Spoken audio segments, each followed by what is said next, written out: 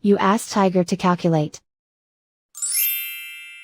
This deals with the order of operations.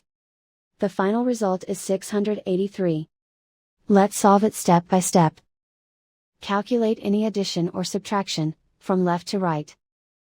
1 minus 2 equals negative 1. Negative 1 plus 4 equals 3.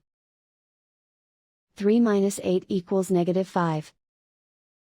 Negative 5 plus 16 equals 11. 11 minus 32 equals negative 21.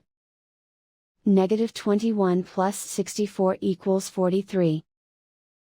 43 minus 128 equals negative 85. Negative 85 plus 256 equals 171.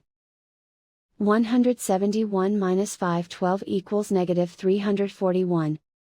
Negative 341 plus 1024 equals 683. And so the final result is 683.